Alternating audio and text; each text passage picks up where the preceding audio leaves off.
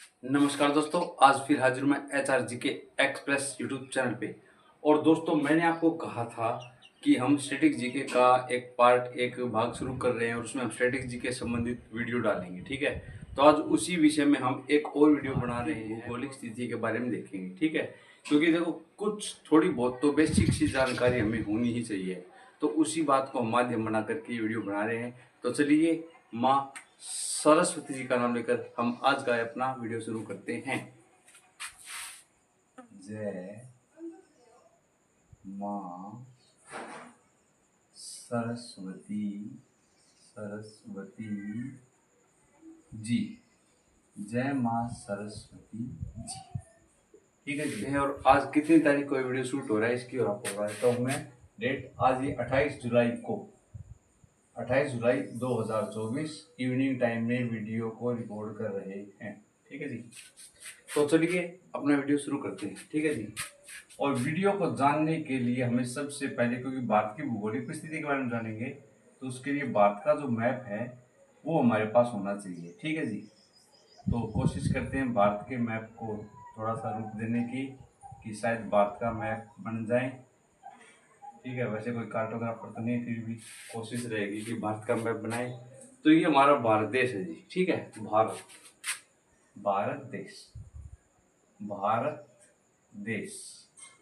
ठीक है जी, और भारत देश के अन्य नाम, भारत देश के अन्य नाम में वो और देखते हैं। ठीक है, तो भारत को एक तो हिंदुस्तान बोलते हैं, हिंदुस्तान, हिंदुस्तान, हिंदुस्तान, हिंदुस्तान। वैसे भारत को हिंदुस्तान बोलते थे जब पाकिस्तान सम्मिलित था, यानी पाकिस्तान और भारत का विभाजन नहीं हुआ था, तब हिंदुस्तान बोलते थे। लेकिन अब भी प्रचलन में है, बोलते हैं हिंदुस्तान। ठीक है, तो हिंदुस्तान। एक है जी और भी प्राचीन नाम, आर्यव्रत, आर्यव्रत, आर्यव्रत, आर्यव्रत, आर्यव्रत और भी पुराने समय का नाम है। ठीक है, आर्यव्रत यानी आर्यों का निवास स्थान यही था, आर्यव्रत। ठीक है, तो आर्यव्रत नाम थे। और चौथा जो नाम इंडिया है वो अंग्रेजों ने दिया था, इंडिया। ठीक है, तो इंडिया, इंडिया, इंडिया, इंडिया। जहां तक मेरा मानना है कि शायद आर्यव्रत नाम है ना, इससे कुछ स्टूडेंट्स, कुछ बच्चे ना समझ होंगे, जिनको ना पता हो, तो ये आपके सामने रख दिया है। तो चार भारत के कुल चार नाम हो गए, सुविध भारत, मतलब भारत खुद को ऐड करे तो, वरना तीन नाम अलग से हो गए। ठीक है, अब भारत का क्षेत्रफल हमें पता होना चाहिए। भारत का क्षेत्रफल, तो भारत का क्षेत्रफल है, भारत का क्षेत्रफल, भारत का क्षेत्रफल, भारत का क्षेत्रफल है जी 32,87,263 वर्ग किलोमीटर, किलोमीटर, किलोमीटर। ये मैंने किलोमीटर लिखा शॉर्ट फॉर्म में, मैं इसको पूरे में लिख देता हूँ ताकि आपको पता चले कि इसका मतलब क्या। क्या पता कुछ नए ऐसे स्टूडेंट्स हो जो पहली बार यूट्यूब चैनल पे ये वीडियो देख रहे हो, तो एक आध बात ऐसी होनी चाहिए ना जो पता ना हो, या पता हो तो भी हमें अपनी तरफ से उसको सेटिस्फाई करना जरूरी है। तो किलोमीटर ऐसे लिखते हैं बच्चों, और शॉर्ट में ऐसे लिखते हैं। ठीक है, बात खत्म। भारत के चार नाम, भारत, हिंदुस्तान, आर्यव्रत, इंडिया। भारत का क्षेत्र 32,87,263 वर्ग किलोमीटर। ठीक है, ये मैंने शॉर्ट में वैसे बोल दिया था। अच्छा, एक बात और, भारत में राज्य है, भारत में राज्य है, भारत में राज्य 28, भारत में राज्य 28, और भारत में केंद्र शासित प्रदेश, भारत में केंद्र शासित, केंद्र शासित, भारत में केंद्र शासित प्रदेश, प्रदेश 8। ठीक है जी, एक भारत की बात और रहेगी, भारत की राजधानी, भारत की राजधानी, भारत की राजधानी, राजधानी, भारत की राजधानी है जी नई दिल्ली, नई दिल्ली, नई दिल्ली। ठीक है जी, भारत की राजधानी नई दिल्ली, भारत के राज्य 28 और भारत के केंद्र शासित प्रदेश 8। ठीक है, ये कुछ मुख्य बातें भारत के बारे में थे। अभी कुछ और पॉइंटर थे भारत के विषय में ही, वो और देखेंगे। मैं इस जो ये डाटा लिखा है इसको रफ कर रहा हूँ। ठीक है, थोड़ी थोड़ी जानकारी जरूरी है हर तरह की, चाहे वो साइंस की हो, मतलब जो लगभग हमारे नॉर्मल यूज में आती है ना वो बात हमें पता होनी चाहिए। और कई बार तो एग्जाम में हम इसी विषय में मार खा जाते हैं कि नॉर्मल बातें वो हमें पता नहीं, तो उसका फिर बेनिफिट क्या हुआ, है ना। तो देखिए जी, अब हम जानेंगे भारत के अंतिम बिंदु यानी अंतिम गांव, अंतिम बिंदु, ठीक है, उनके नाम जानते हैं सबसे पहले।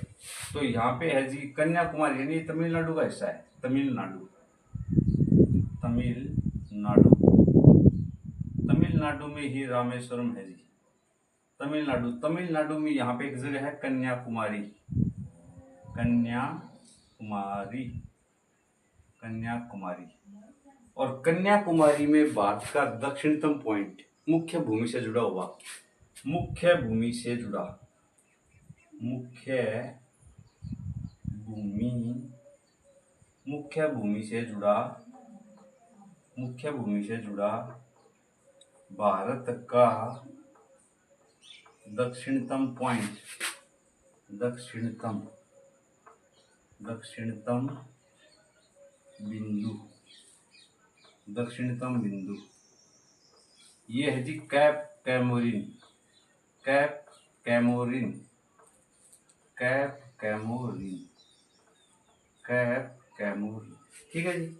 भारत का दक्षिणतम बिंदु कैप कैमोरिन, जो कि मुख्य भूमि से जुड़ा हुआ है, ठीक है, मुख्य भूमि से जुड़ा हुआ है। अच्छा, अब दूसरी बात, यहाँ से कौन सा अक्षांश गुजरता है जो कि कन्याकुमारी को टच करके निकलता है, कैप कैमोरिन को टच करके निकलता है, वो है 8 डिग्री 4 मिनट, 8 डिग्री 4 मिनट अक्षांश, अक्षांश, अक्षांश क्या है इसके बारे में आपको मैं बताऊंगा इसी वीडियो में, लेकिन एक बार थोड़े इन बिंदुओं के बारे में जान लेते हैं, ठीक है।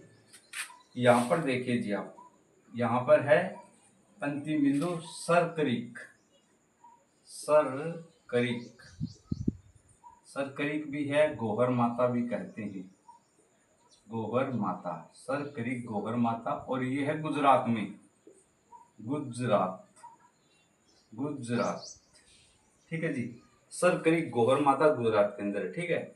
और यहाँ का है अपने इंदिरा कोल, लद्दाख के अंदर है इंदिरा कोल, इंदिरा कोल, इंदिरा कोल, इंदिरा कोल, ये कहाँ पे, लद्दाख में। और लद्दाख क्या है, यूनियन टेरिटरी है, लद्दाख, ठीक है जी, लद्दाख यूनियन टेरिटरी है। और ये वैसे 37 डिग्री 6 मिनट अक्षांश, 37 डिग्री 6 मिनट अक्षांश, ठीक है जी, 37 डिग्री 6 मिनट अक्षांश।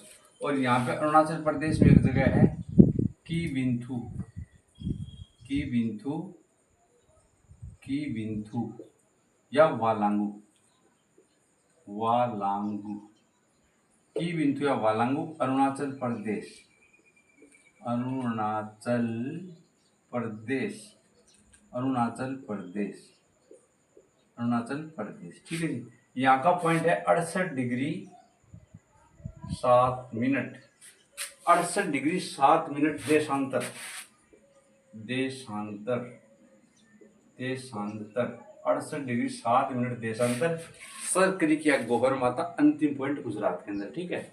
इसके बाद में यहाँ पर देखिए, यहाँ पर इसका अंतिम बिंदु है जी 97 डिग्री 25 मिनट, 97 डिग्री 25 मिनट देशांतर, देशांतर, देशांतर, ठीक है जी। अब देखिए, भारत का दक्षिणतम बिंदु है 8 डिग्री 4 मिनट अक्षांश, उत्तरी अक्षांश, ठीक है, उत्तरी की हुई आपको बताऊंगा बाद में अक्षांश। और ये है उत्तरी, उत्तरी, ठीक है जी। और कहाँ पे है, तमिलनाडु में, तमिलनाडु में कहाँ, कन्याकुमारी। और कन्याकुमारी में मुख्य भूमि से जुड़ा हुआ भारत का दक्षिणतम बिंदु कौन सा, कैप कैमोरिन, ठीक है, ये वाला। वैसे देखोगे तो इंदिरा पॉइंट मिलेगा जो ग्रेट निकोबार पर, अंडमान निकोबार द्वीप समूह, उसके बाद में आपको बाद में बताऊंगा, ठीक है, उसके बारे में जो भी बातें वो बाद में करेंगे नेक्स्ट वीडियो में।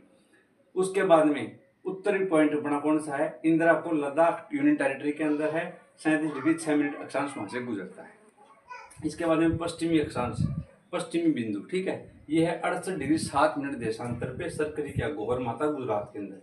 और फिर अब पूर्वी, पूर्वी बिंदु हमारा है 57 डिग्री 25 मिनट देशांतर पे, की बिंदु या वालांगू, अरुणाचल प्रदेश के अंदर। क्लियर, अब देखते हैं अपना अगला पॉइंट, ठीक है जी। और किसी भी पॉइंट के अंदर आपको डाउट लगे तो नो इशू, कमेंट कर देना, वो बात आपको अगली वीडियो में पक्की बताई जाएगी, ठीक है जी। क्योंकि वीडियो को जिस उद्देश्य के लिए बनाया जा रहा है, अगर वो उद्देश्य ही पूरा नहीं हो तो फिर वीडियो का फायदा क्या। और अगर हम आपको सेटिस्फाई नहीं कर पाए तो हम टीचर कैसे। बात तो ये है ना, पढ़ाओ ऐसा कि पढ़े ना बता समझे। समझना और पढ़ना अलग अलग चीज़ है। समझोगे तो हमेशा याद रहेगा, और पढ़ोगे तो फिर से याद करना पड़ेगा, ठीक है। तो इसलिए समझो बेटा, पढ़ना नहीं समझना जरूरी है। समझो हर बिंदु को, और जितना हो सकता है मैं समझाने की कोशिश करता हूँ ताकि आपको दिक्कत ना हो। दो बातें हमने देखी, अब हम देखते हैं तीसरी बात, ठीक है। उससे पहले मैं आपको अक्षांश और देशांतर के बारे में बता देता हूँ, ठीक है। देखिए जी, ये है globe. Globe is a prototype of earth, ठीक है। यानी कि पृथ्वी का एक मॉडल है ग्लोब, जो पृथ्वी में के ऊपर ऊपरी सतह पे क्या कुछ है, कैसे देश स्थित है, उसके बारे में जानकारी देता है ग्लोब, ठीक है। यानी ग्लोब एक मॉडल है पृथ्वी का। और ये बेटा 0 डिग्री अक्षांश, 0 डिग्री अक्षांश, और ये एक रेखा, और इस रेखा का नाम है भूमध्य रेखा या इक्वेटर लाइन। भूमध्य रेखा, भूमध्य रेखा। अब दूसरी बात, ऐसे जो लाइन है ना, जो इस तरह से लेटी हुई लाइनें हैं, ऐसे ऐसे जो लाइनें हैं, ऐसे जो लाइनें हैं, इनको बोलते हैं अक्षांश रेखाएं। अक्षांश रेखाएं, अक्षांश रेखाएं, अक्षांश रेखाएं। और जो ऐसे खड़ी लाइनें हैं, यूं ऐसे हैं, ये ऐसे जो खड़ी लाइनें हैं, इनको बोलते हैं देशांतर रेखाएं। देशांतर, देशांतर रेखाएं, रेखाएं, देशांतर रेखाएं, ठीक है। ये पॉइंट क्लियर हुआ। लेटी हुई लाइन अक्षांश रेखा, खड़ी हुई लाइन देशांतर रेखा, ठीक। अब दूसरी बात, 0 डिग्री जो है ये क्या है, पृथ्वी को दो हिस्सों में बांटती है भूमध्य रेखा। एक तो आपका हो गया नॉर्दर्न हेमिस्फीयर, उत्तरी ध्रुव, सॉरी उत्तरी गोलार्ध, उत्तरी गोलार्ध, उत्तरी गोलार्ध, और ध्रुव तो यहाँ पे होता है, ठीक है। और एक हो गया फिर आपका सॉर्दर्न हेमिस्फीयर, और इसका है जी दक्षिणी गोलार्ध, दक्षिणी गोलार्ध, गोलार्ध, दक्षिणी गोलार्ध। ये तो ऑब्वियसली बात है कि आप सबको पता है कि भारत उत्तरी गोलार्ध में है। अगर नहीं पता तो आज पता चल गया आपको, ठीक है। तो हमारा भारत इस साइड में यहाँ पे है, ठीक है जी, इस तरह से, ठीक है। और यहाँ पे 0 डिग्री जो है देशांतर गुजरता है ऐसे, ठीक है जी। तो देखिए, एक बात आपको विशेष रूप से बताता हूँ, आपके जीवन भर काम आएगी अगर आप कॉम्पिटिटिव एग्जाम देते हो तो। दिशाओं से संबंधित कभी भी प्रश्न आता है तो उसमें स्टूडेंट्स के दिमाग में ये रहता है कि किस साइड कौन सी दिशा माननी। तो वी लिखना था ना, वी, WE, वी, ये वी, वी, बस ये वी लिख लेना। जिस साइड W हो, जैसे हमने यहाँ पे वी लिखा तो ये W है, तो इस साइड होगी वेस्ट, वेस्ट यानी कि पश्चिम, पश्चिम। और ईस्ट इस साइड है बेटा, EAST, ईस्ट यानी कि पूर्व, ठीक है। ये मेथड रहेगा, चाहे नोटबुक हो चाहे बोर्ड हो, कुछ भी हो, उस पर वी लिखना। जिस साइड W साइड वेस्ट यानी पश्चिम, जिस साइड ईस्ट यानी पूर्व, ठीक है। तो अब देखिए, इस साइड तो हो गया वेस्ट, ठीक है जी, वेस्ट यानी पश्चिम, पश्चिम। और यहाँ हो गया ईस्ट, ईस्ट यानी पूर्व, पूर्व। तो हमारा भारत पूर्वी दिशा में होगा, क्योंकि 0 डिग्री है।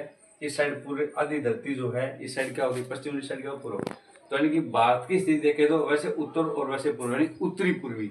तो भारत की स्थिति, भारत की पृथ्वी पर, भारत की पृथ्वी पर, पृथ्वी पर स्थिति, स्थिति, भारत की पृथ्वी पर स्थिति है उत्तरी पूर्वी, उत्तरी पूर्वी, उत्तरी पूर्वी, ठीक है जी। भारत की पृथ्वी पर स्थिति है उत्तरी पूर्वी। ये पॉइंट आपको क्लियर किया, ठीक है। ये क्या था, क्यों था, ये आपको मैंने बताया। अब देखते हैं अपने अगले पॉइंट, ठीक है। अगले पॉइंट की तरफ बढ़ते हैं। अगला पॉइंट बताते हैं आपको। जिस उद्देश्य के लिए वीडियो बनाया है, वीडियो उसी उद्देश्य की ओर जा रहा है। और डोंट वरी, आप आराम से वीडियो को देखें, समझें, ठीक है। अब देखिए, भारत के अंदर यहाँ से बेटा से एक रेखा गुजरती है जिसको बोलते हैं कर्क रेखा, और ये गुजरती बेटा 23.5 डिग्री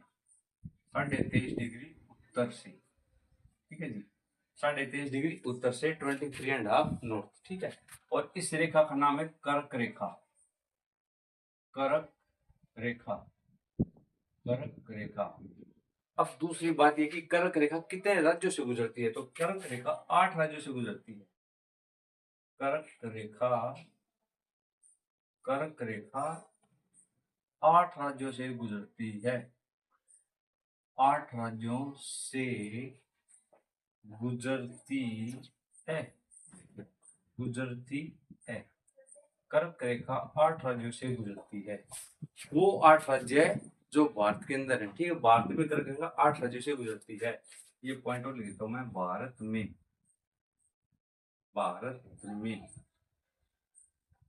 में कर्क रेखा 8 राज्यों से गुजरती है। वो 8 राज्य कौन से हैं उसकी ट्रिक है, उसके बाद में हम वो स्टेट देखेंगे, ठीक है। तो चलिए उस ट्रिक को देखते हैं। ट्रिक ध्यान देता हूँ। ट्रिक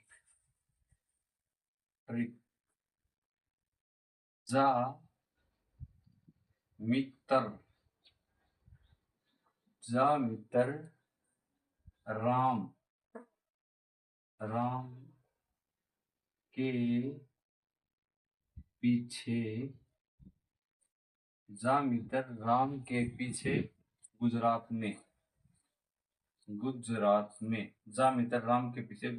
में ठीक है जी।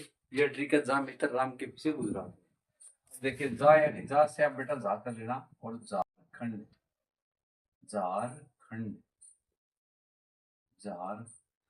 ठीक है जी। मी से बनेगा बेटा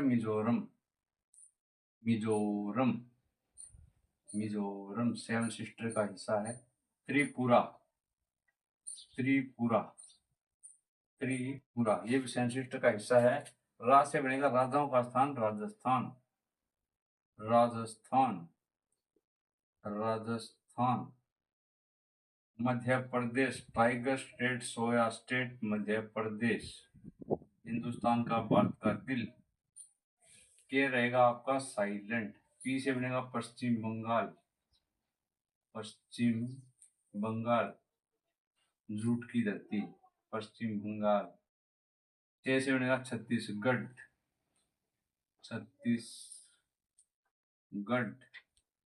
और गुजरात तो गुजरात रह गया, ठीक है। तो झारखंड 1, मिजोरम 2, त्रिपुरा 3, राजस्थान 4, मध्य प्रदेश 5, पश्चिम बंगाल 6, छत्तीसगढ़ 7 और गुजरात 8, ठीक है। तो यानी कि कर्क रेखा 8 राज्यों से गुजरती है। अब कर्क रेखा संबंधित 2 पॉइंट और लिखेंगे। मैं इस सभी टॉपिक, इस पॉइंटों को जो लिखे मैंने, इनको मैं टफ कर देता हूँ, ठीक है जी। तभी आगे वाले पॉइंट लिख पाएंगे। बोर्ड छोटा है, कोई दिक्कत नहीं है। अगर दिमाग में संफिट है तो कोई दिक्कत नहीं, दोबारा हो जाएगा, क्या दिक्कत, नो इशू। अच्छा जी, एक तो ये रहेगा कर्क रेखा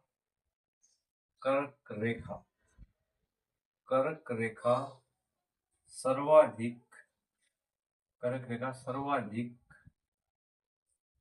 मध्य प्रदेश से गुजरती है। सर्वाधिक मध्य प्रदेश से गुजरती है, प्रदेश से गुजरती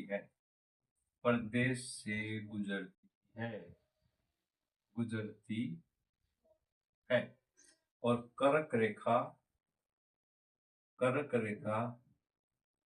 न्यूनतम रूप से राजस्थान से गुजरती है।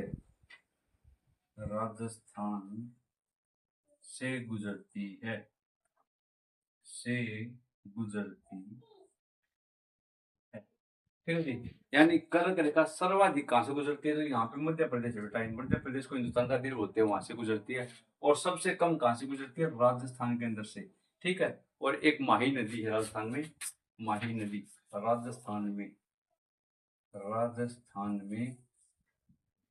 राजस्थान में माही नदी और इसको माही नदी को कर्क रेखा 2 बार काटती है। कर्क रेखा 2 बार काटती है। ठीक है जी। 2 पॉइंट हो गए। कर्क रेखा सर्वाधिक गुजरती है मध्य प्रदेश से और न्यूनतम गुजरती है राजस्थान से। राजस्थान में माही नदी को कर्क रेखा 2 बार काटती है। ठीक है, अब देखते हैं हम इसे 1-2 पॉइंट और इससे संबंधित और देखते हैं, फिर अगले पॉइंट की तरफ बढ़ते हैं। ठीक है जी, अगला पॉइंट देखते हैं। देखिए जी, इसके बाद में क्या है, तब से पहले कर्क रेखा प्रवेश करती है। कर्क रेखा प्रवेश करती है। कर्क रेखा प्रवेश करती है। कर्क रेखा प्रवेश करती है गुजरात राज्य से। गुजरात कर्क रेखा प्रवेश करती है गुजरात राज्य से। भारत में कर्क रेखा प्रवेश करते गुजरात राज्य से और भारत से कर्क रेखा का निकास होता है। कर्क रेखा का निकास होता है। भारत में कर्क रेखा का निकास होता है मिजोरम राज्य से।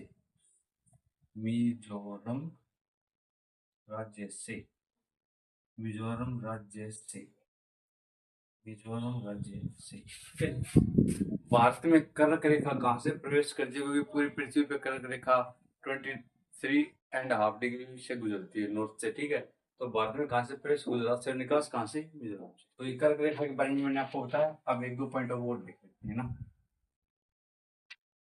वीडियो को ज्यादा लेंथी नहीं करेंगे वरना आपके फिर टॉपिक समझ में नहीं आएगा। अगर टॉपिक समझ में आए तो पढ़ाने का फायदा है ना। देखिए जी, यहाँ से 82 डिग्री ईस्ट एक रेखा गुजरती है, उसका नाम है जी भारत की मानक समय रेखा। भारत की मानक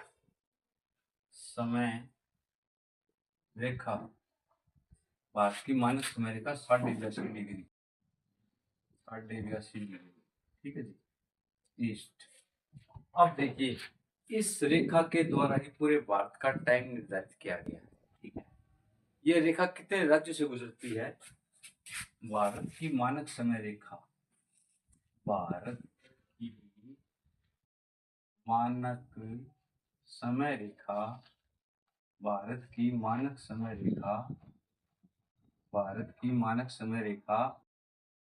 राज्यों से गुजरती है। 5 राज्यों से गुजरती है। भारत की मानक समय रेखा 5 राज्यों से गुजरती है। ठीक है जी, और उसकी ट्रिक है उमा आओ छत पे। उमा आओ छत पे।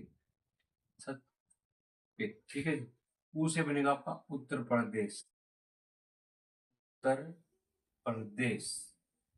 माँ से बनेगा आपका मध्य प्रदेश।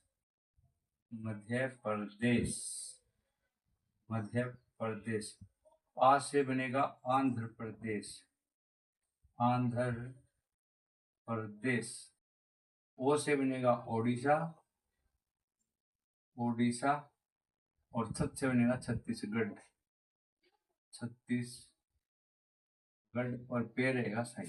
ठीक है जी, तो भारत की मानक समय रेखा 5 राज्यों से गुजरती है। ट्रिक है उमा आओ छत पे। ऊ से उत्तर प्रदेश, माँ से मध्य प्रदेश, आ से आंध्र प्रदेश, ओ से ओडिशा और छत से छत्तीसगढ़ और पे रहेगा साइलेंट। ठीक है, तो भारत की मानक समय रेखा 5 राज्यों से गुजरती है, वो आपको बता दिया मैंने, 82.5 डिग्री एंड हाफ ईस्ट से निकलती है। ठीक है, अब देखिए एक बात और इसके बारे में जानते हैं कि इसका जो मानक समय है वो कहाँ से नोट किया गया है।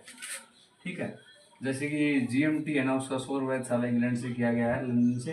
इस तरह इसका देखते हैं तो देखिए जी, उत्तर प्रदेश सबसे पहले उत्तर प्रदेश में एंट्री करती है। उत्तर प्रदेश, उत्तर प्रदेश के प्रयागराज, जो आपका पहले का इलाहाबाद है, प्रयागराज, उत्तर प्रदेश के प्रयागराज के मिर्जापुर नैनी, मिर्जापुर नैनी अमरावती चौक, अमरावती चौक, अमरावती चौक, यहाँ से पूरे भारत का मानक समय निर्धारित किया गया है। ठीक है जी, और हमारा समय GMT Greenwich mean time, London के अंदर जो सौर वेधशाला है उसके गेट से वहाँ से है हमारा टाइम 5.5 घंटे आगे। लंदन में वहाँ से उन्होंने टाइम नोट कर रखा है और हमने यहाँ से कर रखा है। ठीक है, 5.5 घंटे। एक बात ये है कि ईस्ट की तरफ आप जाओगे तो टाइम बढ़ेगा और वेस्ट की तरफ जाओगे तो टाइम घटेगा। ठीक है, ये मेन बात, इसको आप ध्यान रखना। ठीक है जी,